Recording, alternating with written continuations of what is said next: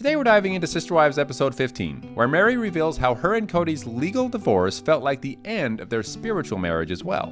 Christine suggests Robyn influenced Meri's decision, while Robyn insists it was all Meri's choice. Plus, we'll see Robyn and her daughters searching for a new church, hoping to find acceptance for their unique family setup. This brings up so many questions about the dynamics of spiritual marriages and how they intersect with legal realities. How does a family navigate faith when their previous beliefs are at odds with traditional views? And more importantly, how does this search for a new church impact the family's unity and individual faith journeys? Let's dive in.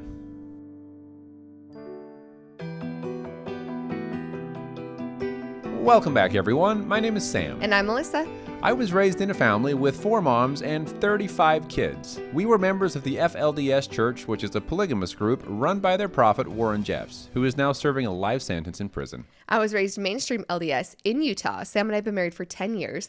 5 years into our marriage, we left Mormonism as a family together and now have 2 awesome kiddos. Yes, we do. We want to quickly thank all of our donors and YouTube members, patrons on Patreon, and all of our wonderful subscribers. We really, really do appreciate all of your love and support.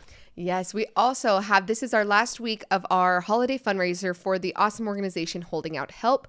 They are wonderful and help people that leave polygamous communities be able to go from isolation to independence. So if every person that watches this video just donated $1, we would blow our goal out of the water. So please consider donating from the link below. Yes, thank you all so much. It's an awesome organization helping so many wonderful people. Some of my own family members as well have been helped by this organization. So thank you.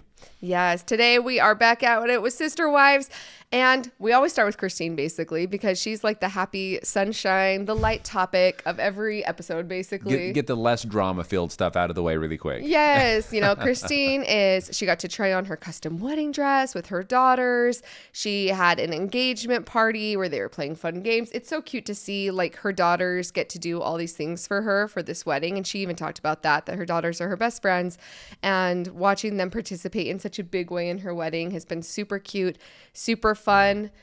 We have to talk about the fact that Janelle mentioned that the thing that when she knew that they were going to last forever and end up getting married was because of the suitcase, the luggage rack. The luggage rack, yes. That's one of those things where I feel almost bad because I was like, what's the luggage rack? We never use ours. I felt bad when David did this sweet thing and put Christine's suitcase up on the luggage rack, and I'm like, what am I missing out on here? I'm not doing something special for you that I could be doing. He's like, what's a luggage rack? And I'm like, it's in the closet. I don't think we pull it out, but I have a feeling we're going to be leaving on a trip, and we'll have to try it out. I'll have to try it out. Don't worry. I'll give it to you, babe. Thank you. I'm not worried.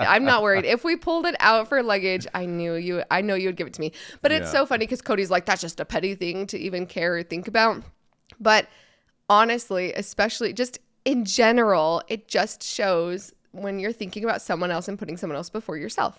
Yeah, right? And though it may be petty, sometimes the petty small things are the things that really show you love and care about someone. Yeah. Right? And yes, of course, in public, maybe you do all the right things to give the correct, I don't know, the way you want everyone to perceive yourself, but it's the small things when you're alone and it's just the two of you that you do for that person that I think really makes that big difference and really helps your relationship either flourish or fall apart. Well, and marriages really consists mostly of the little things, right? Like there's big life things that happen, but it's really the day in and day out that make or break marriages. It's those mundane things. It's something as simple as luggage racks that can really, like you said, make you feel loved or not.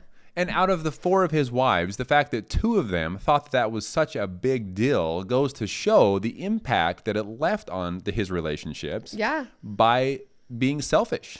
They didn't do an interview with Meri, so I'm so curious if Meri noticed or if Meri just didn't get taken on enough trips to be able to notice at all. Yeah. I don't know. Yeah. That's sad. We'll get to that later. We'll get to Meri later. Yeah. But overall, watching Christine continue to get ready for the wedding, it's now like a month out. And even Kody at one point was like, I hope she has a big, fabulous wedding, because that's one thing throughout this whole season. Kody has admitted that Christine didn't get the wedding that she should have and how bad he feels about how, like, he's like, yeah, my dad didn't even come to that one. Like, it didn't even matter. And yet this is someone's eternity, right? Like, these are ceilings for eternity. But by the time you're a third wife, it's like, yeah, whatever. You're just Like, it doesn't really matter as much anymore. Yeah. Once again, going to that duty over love thing. They're just doing it out of duty and, hey, this is what God wants, therefore I'm going to do this.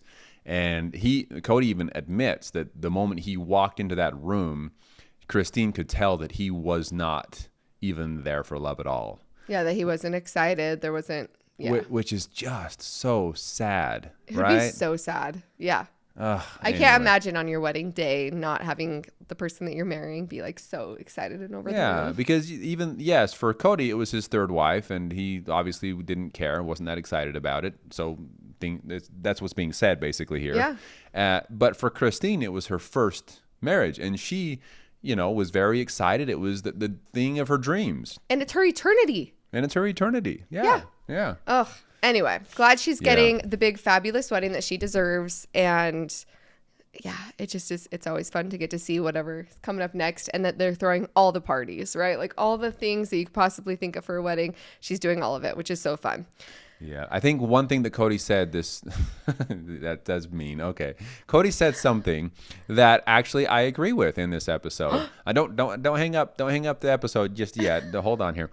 So he said, I feel like maybe God wanted us to do this show live television for everyone to see, to scare everyone away from polygamy, because our intention was to make it look like this good, beautiful thing. And now when everyone sees it, they're going to think, wow, that's the worst way you could possibly live your life. Which, by the way, based on my experience growing up in polygamy and all of that, not everyone has the same experience that Kody and their Brown family have had, but there are always a lot of challenges.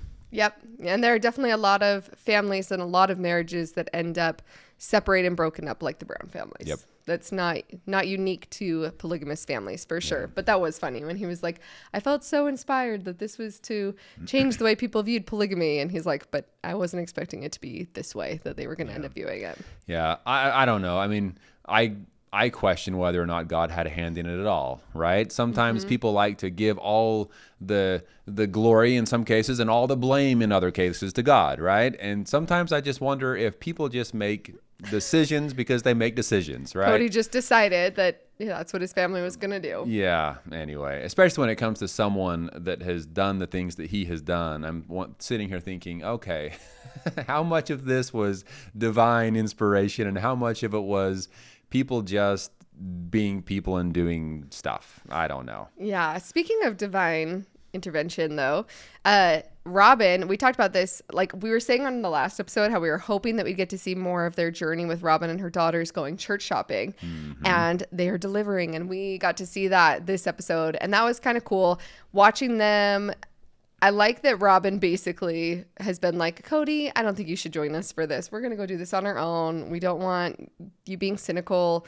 We need to go and let the girls experience their thing. But going and sitting down and having meetings with the different pastors. It only showed one, right? I wonder how many were not open to having cameras, just during all of it. Because they said they went to multiple. But getting to sit down with these pastors and talk.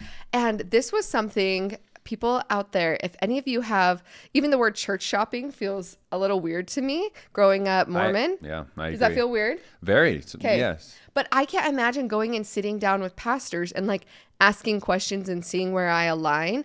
I assumed they were going to go to like church services and then figure it out. But it would make sense to go to a pastor. Like the way that they did, I was like, oh, I didn't even know that was a thing. So leave in the comments, has anybody done church shopping that way, where they went and just had meetings with pastors to see where their values and their beliefs aligned? Is that something that anybody can do, or is it just because they're sister wives and they want like a more private setting? No, you're right, because based on the way I was raised, I would think that people would go to these different services. I think you were going the same way here. Yeah.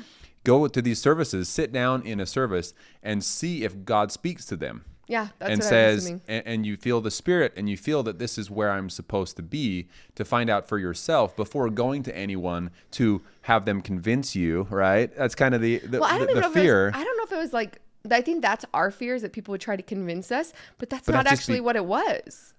Like with the pastor, it was seeing alignment. Oh, right? 100%. I'm just saying, because we were raised this way, that is kind of where my mind goes. But no, in this, at least for the show, it seemed like the pastor was just both of the pastors were being very just welcoming and loving towards them and saying, hey, we'd love to have you if this is what you think is right for you. Yeah, I do have questions, but you're right. My mind goes to the same thing, that if I sat down one-on-one with a pastor, I'd be worried that they would just be trying to convince me. And maybe that's because we grew up in church. Well, I guess the FLDS didn't have missionaries, but I grew up in a church with missionaries where their job literally is to preach the gospel, right? And to convince people to get baptized. And I think maybe that's why I would be like not down to go have a meeting with the pastor. I'd be worried that they would just be telling me all these things and like telling me to go, I don't know. No, it's true. Does that make sense? Yeah, and I think that there's always this piece where when it comes to people that truly believe in something and believe that they are doing what God wants them to do and that it is bringing them personal joy and happiness in their lives, there is this part, whether or not they're missionaries, there's going to be this piece of them where they are going to feel, I don't know about obligated, but they're going to feel encouraged to share their belief with other people because they feel that it will also bring the other people joy. Yeah. Right? But that can sometimes come off as pressuring. Yes, it does. It can come off that. I've had pastors reach out to me specifically after hearing some of my story and want to sit down and potentially, invite me to come to their services and things like that. So I'm just saying I don't think it's disrespectful to share your beliefs, but when you come from the type of places we have come from where there is this pressure of preaching the gospel, of convincing others that what you have is the truth, it can come off as preachy even when someone does something as simple as invite. Yeah. And that's why I wouldn't have thought of like going and sitting down with pastors, because I would be worried that it would be too preachy, but that's not what I saw. And so again, I just want to ask all of you, do you think that's how it would be if I got invited to your church and like the pastor would just sit down with me and ask if I had questions about their beliefs, but not like be preaching to me? I don't know. It was very interesting to me. I was like, oh, can you church shop that way? I didn't realize that was a thing. And furthermore, if you said, actually, this doesn't feel quite right, what is the response to something like that? Yeah. Is the response, well, this is right? Eventually you will come to terms with the fact that it's right. Or is it as simple as, no, you're probably right. This isn't correct for you. Good luck on your journey. Let me know if you have any further questions. Yeah, because I've only recently met people and talked to people that were like, oh, my church doesn't say that we're the only church that you can go to. Like, it's not as important where you go and worship on Sunday as much as it is that you accept Christ as your savior, right? And that was a whole different mindset for me too, because I was like, no, the church is the important part because it's only like there's only one true church.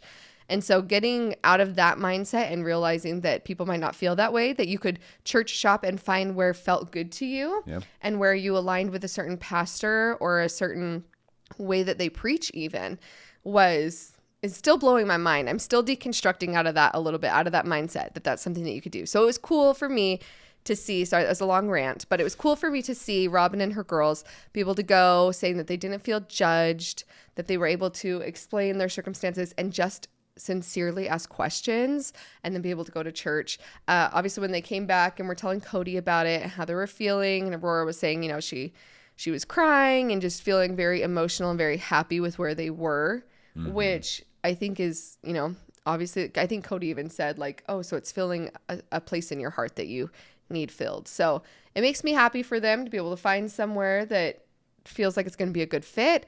I know a lot of you have shared in the comments like where they end up actually, but we're excited to continue to see what they show on the show. Right. Well, and just to kind of follow along with their journey of how they got to the place that they end up, right? Yeah. But yes, I think that a lot of people, I don't know, I guess you can also comment in the comments, what is it that really gives you that warm, fuzzy feeling inside? For us, a lot of times it's music. Yeah. And that was something that for me, the FLDS church and then the mainstream LDS church when I joined later, and you have shared this as well, that when we're singing in unison together in a congregation, all singing songs, or there's a performance with people up there singing a beautiful music, and there's just this feeling that comes over you of comfort, love, and that was kind of something that would reassure us that we had the truth, because we're thinking this is the Spirit speaking to us, and telling us that this is God's church, right? Yeah. But then, we have found later that you can go to other churches and have a similar experience. Just recently, it was the very first time since leaving Mormonism that we went to Christmas service at a Christian church, and it was phenomenal. By the way, it was super good experience. They put on a fabulous production. Oh my gosh, the show is like, it was more like a show. It was amazing, but the music, like I was totally tearing up and crying. Like the music was so beautiful, and I think music definitely speaks to my heart.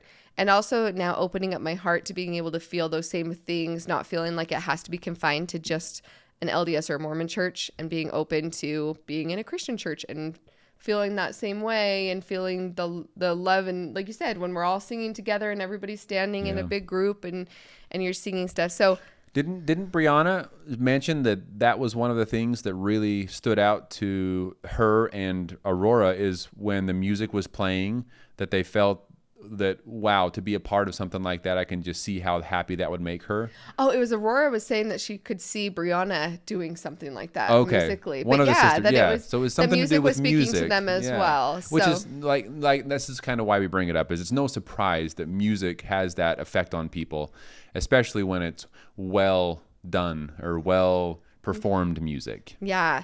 So that was cool. Kody did mention, he's like, oh, obviously none of my kids are going to go into fundamental Mormonism.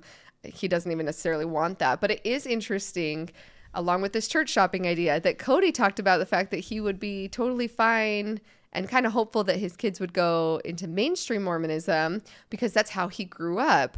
And Robyn was, well, like, it just all feels so familiar because Robyn as well is talking about the fact that when you leave Mormonism, there's still that piece of you that feels like, if that was like the only truth, I either had to find the only other truth, or you don't really believe that there is another truth out there. You feel like you go one direction or the other, right? And Robyn was saying, like, the way I grew up is part of who I am, and she hasn't really fully let go of the church, you can tell.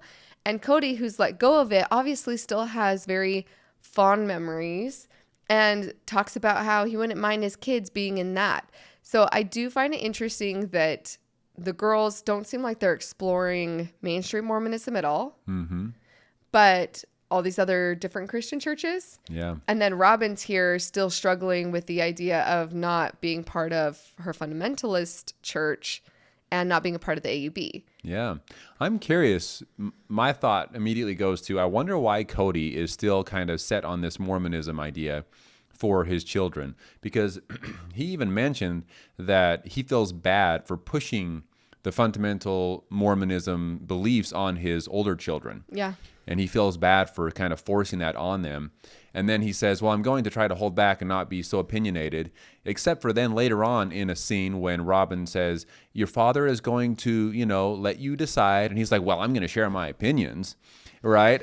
Maybe he didn't say it just like that, but you know what I mean. He's like, well, I'm going to share what I think.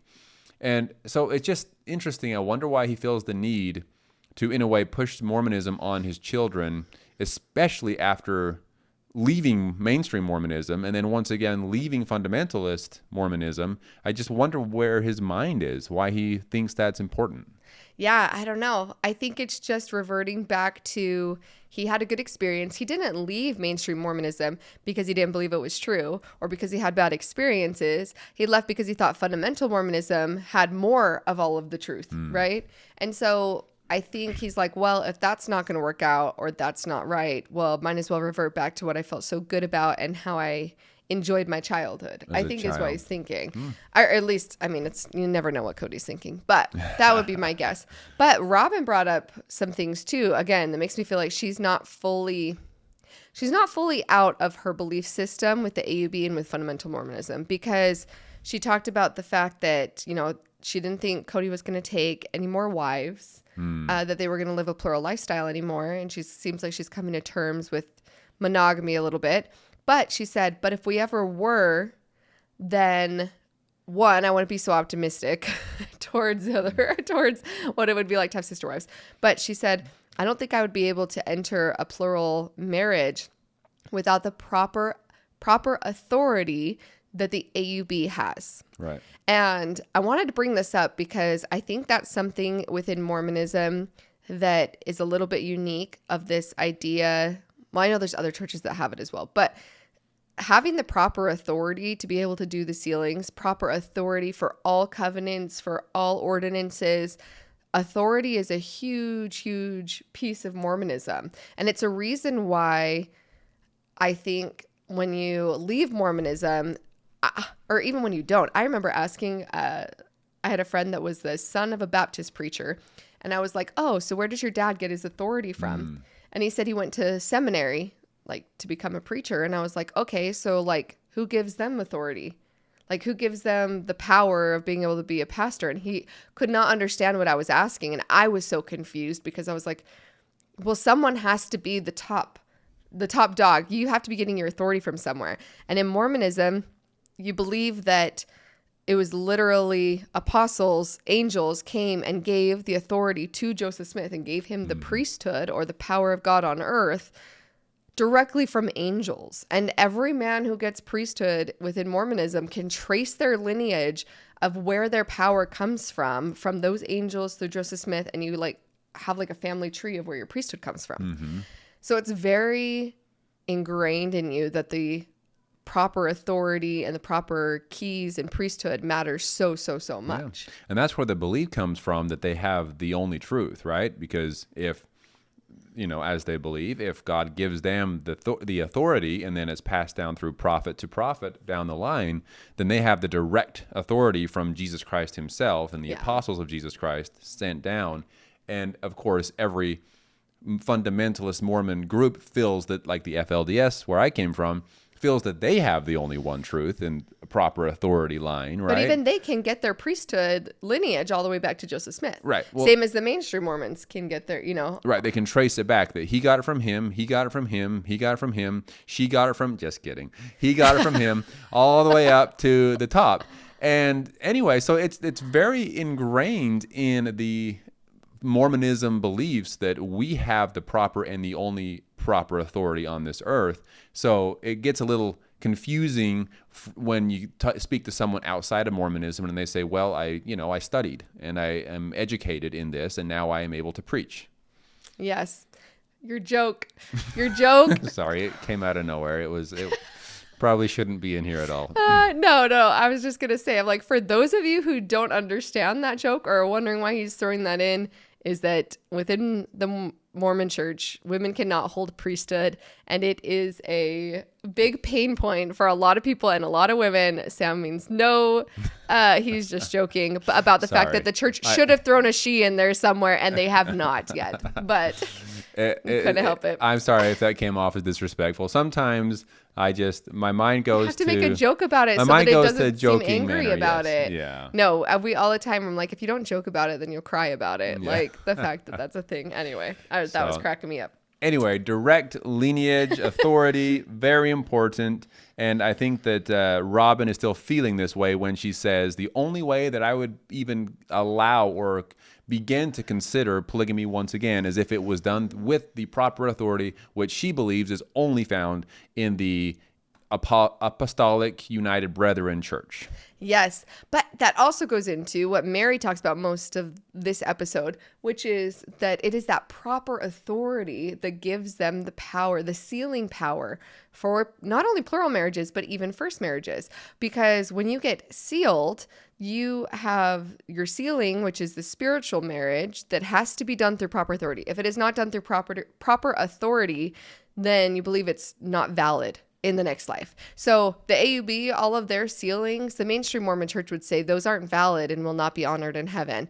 Any of the ones that are done in the FLDS, and all of them feel the same way about each other's, I believe. Yep. Although we'd heard that the AUB considers the sealings within the LDS church to be valid. Yes. Which is the only exception that we know to this rule, is that the AUB still like honors the mainstream church as being like a little bit fallen away, but not completely. Not the same way that like the mainstream, we look at the AUB and we're like, absolutely not. Those ceilings don't count. FLDS, nope. Kingston, nope. They don't have the proper authority. But the AUB does still honor the LDS ceilings. Yeah, which is we interesting. Heard that they look at them as like the the original church that has slightly fallen away, but eventually will come back to terms with reality that that they'll like join back up, that the AUB believes that they'll join back up with the mainstream church at some point. Yep. And that feeling is not reciprocated from the mainstream church, Yeah, unfortunately. Of course not. Of course not. But for the most part, you have the sealing authority, and that's going to be your spiritual marriage. And then Meri talks about in this episode that the person who does that sealing most of the time also is able to do the legal marriage at the same time. So it becomes the same ceremony. That was the same with Sam and me in the temple. The same guy who sealed us, he had legal authority as well to marry us. So in one... don't want to call it session, but in one ceremony, you have the legal and the spiritual aspect. You don't have two separate things aren't said. One thing is said and it counts for both, which I think is important to note here, because when Meri talks about the fact that her legal divorce felt like a spiritual divorce as well, even though she knew that didn't make logical sense, it also makes sense if you think about the fact that it was all the same words. That one ceremony meant both things. Right. So logically, she's thinking, I know that there was two separate pieces to that, and it was all just done in one ceremony. And at the same time, without the one half of it, it feels like the other wasn't there. Right. But also logically, she's thinking, I just gave up my legal marriage to him.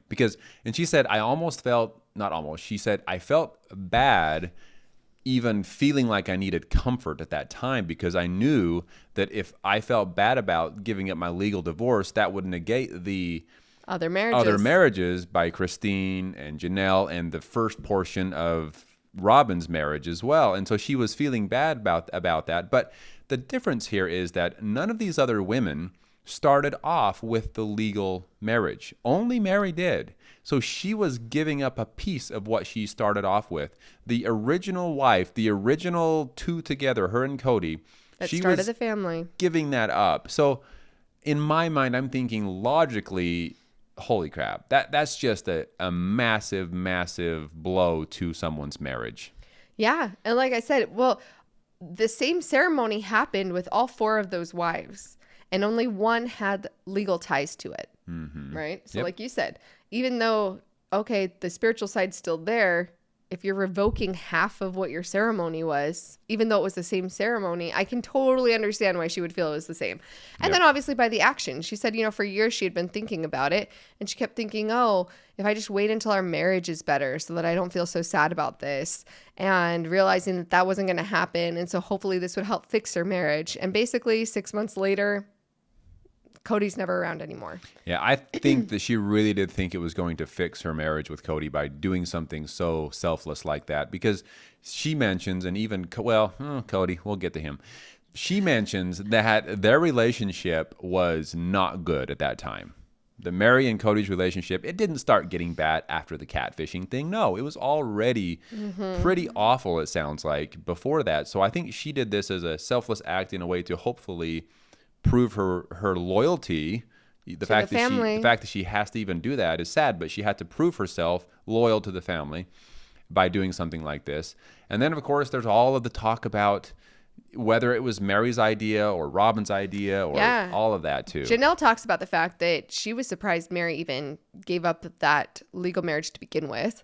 Yep. Christine, on the other hand, said that she felt like Robyn, basically from the very beginning of entering the family, was talking about this and kind of planted the idea into Meri's head very early on in their relationship. Now, this is one of those where it's not like, okay, there's multiple interpretations. Maybe it was the same thing. Christine and Robyn are basically just calling each other liars. Oh, because yes, very simple. Janelle's just like, oh, I couldn't believe, I was shocked Meri did that. Kody is like, it was all just paperwork. It didn't mean anything. Like, it shouldn't have been a big deal at all. Christine's like, Robyn planted it. That was Robyn's idea. Robyn mentioned, according to Christine, Robyn talked about how cool it was that other families had done this before. And then Robyn comes on and says, not only did I not plant it, I've never seen another family that did that. So I couldn't have planted it. I've never seen, I don't know of a single family that's done that, what we did. And I didn't ask of that at all. And it was completely Meri's idea. So that's our question of the week. What do you think? Do you think, because obviously one of them is blatantly lying. One of them is lying here, right? So whose side are you on? Do you believe that Christine just made that story up out of thin air, that, oh, well, I mean, obviously Robyn did this when in fact she didn't? Or do you think that Robyn is just trying to sweep it under the rug and pretend it never happened? Yeah. What do you think, babe? So my opinion is that Robyn did say something. Now, whether or not Robyn said, I have family members and I saw this happen, maybe it was more subtle. Like maybe she mentioned the idea that other families could do something like this. Or maybe it was just a thought that she came up with that wasn't really something she had seen, but just talked about it being a possibility for their family. And Christine understood it as her sharing experiences that she's seen with other people. And so it was kind of twisted. But I personally think that Robyn planted something in some way in the family, because I absolutely don't think that Meri would have done it unless it was planted in her mind some way or another. Well, and whether it was Robyn being like, oh, if only there was some way that the kids could be adopted. Isn't it so sad to think that our family would be torn apart? If anything happened to me, then these kids would no longer. Isn't that so sad? I'm sure it's too bad that there's just not a way to make that happen, because Meri, you're the one that's legally married to him. So there's just not a possible, all of those type of things, whether, again, leave in the comments whether you believe those would be intentional or not. I think that they would be intentional. And I think Robyn's just trying to lie or trying to forget the things that she said that led to that. Because Meri talking about it for years. And when it happened, the episode that it happened, they said that they had been thinking about and talking about this I thought they said as a family for years too. Now we need to go back. Someone fact check this and look back to that episode and see whether or not, because I swear they had talked about it for a long time and what it would take. So I don't believe Robyn in this case. Whether she purposefully planted it or not, I think Christine has no reason to lie about it at this point. She's happy. She thinks that Kody and Robyn are soulmates and should be happy as well. And I don't know. Yeah, I can see the story being twisted just a tiny bit, or maybe the fish got a little bit bigger over time. I can understand that, but I absolutely believe that it was planted from Robyn in some way or another, whether she mentioned something to Kody to pass along the message. I don't know, but I know she was involved because they were her kids, and it was her desire to have them a part of the family. She said something, period. That's my opinion. So let us know what you think in the comments below. Thank you all so much for being here with us again. We look forward to talking with you soon. Talk to y'all soon.